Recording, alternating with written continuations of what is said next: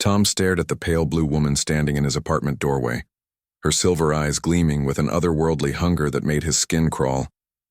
She stood nearly 7 feet tall, her elongated limbs moving with predatory grace as she stepped, uninvited, into his living space. "Hello, beloved," she said, her voice carrying harmonics that seemed to resonate in his bones. "I have returned to you." "Lady, I think you've got the wrong apartment," Tom replied, backing toward his kitchen counter where he kept his service pistol. 20 years in the Colonial Marines had taught him to trust his instincts, and every instinct screamed danger.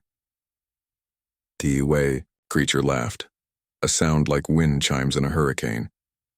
"You cannot have forgotten me so quickly, my dear Tom. I am Vera, your wife of these past 50 cycles." Tom's hand found the pistol grip. "I'm 38 years old and I've never been married. Definitely never been married to whatever you are." Vera tilted her head, studying him with those unsettling silver orbs. "You humans," she murmured, "always so literal with your measurements of time. I speak not of your planetary rotations, but of the deeper cycles that govern all life." She moved closer, and Tom caught a scent like copper and ozone. "I have fed upon your essence for 5 decades, drinking deep of your life force each night as you slept. We are bonded, you and I, in the most intimate way my kind knows." The pieces clicked together in Tom's mind. The recurring nightmares, the chronic fatigue doctors couldn't explain, the strange marks on his neck that appeared and vanished like morning frost. "You're some kind of psychic vampire." "Such crude terminology," Vera said, though she smiled, revealing teeth like polished obsidian. "I am Cathara, a daughter of the Night Realm, and you, my stubborn human, have been my sustenance and my anchor to this dimension." Tom kept the weapon trained on her. "If that's true, why can't I remember you?" "Because you are human," she replied, as if this explained everything. "Your kind possesses a most remarkable trait that other species lack. You forget trauma. You adapt. You survive what would break the minds of lesser beings." She gestured gracefully with one elongated hand. "I have fed upon thousands across the galaxy. Phagalians retain every moment of horror, going mad within days. The crystalline Arcturians shatter like glass after a single feeding. The proud Centaurians become hollow shells, begging for death." Vera's expression grew almost admiring. "But humans. You fascinating, stubborn humans. You forget. Your minds rebuild themselves each day, creating new pathways around the damage. You wake each morning diminished yet whole, scarred yet functional. It is why I chose you, why I have stayed, with you alone among all my kind." Tom's finger tensed on the trigger. "So you've been slowly killing me?" "Killing?" Vera laughed again.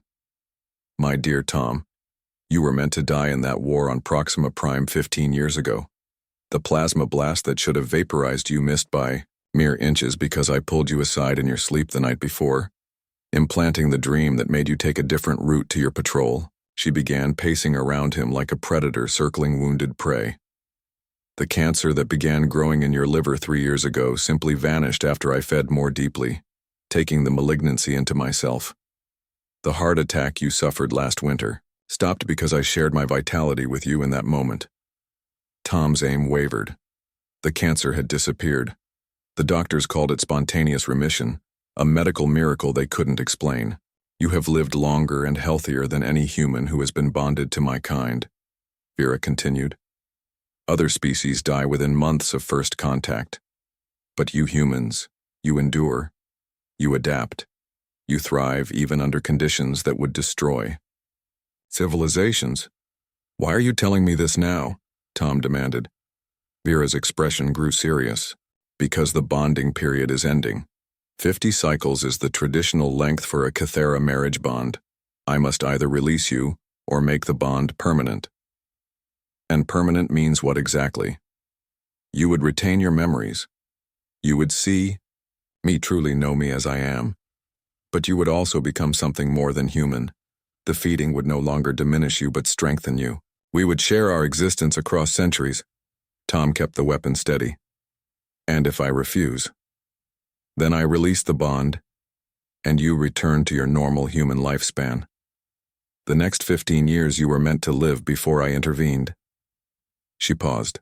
"Though you will remember nothing of me or our time together." "Some choice," Tom muttered. "It is more choice than any other species has ever been offered," Vera replied. "Because only humans possess the strength to make such a decision. Only your kind can stare into the abyss and choose whether to step forward or turn away." Tom studied the alien creature that claimed to be his wife. The nightmares, the lost time, the strange sense that someone was watching him sleep. All of it made a horrible kind of sense. "You really think we're special, don't you?" he said. "I have traveled to the edge of known space and beyond," Vera replied.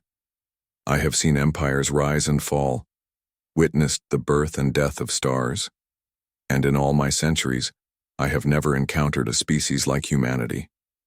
You are chaos and order combined.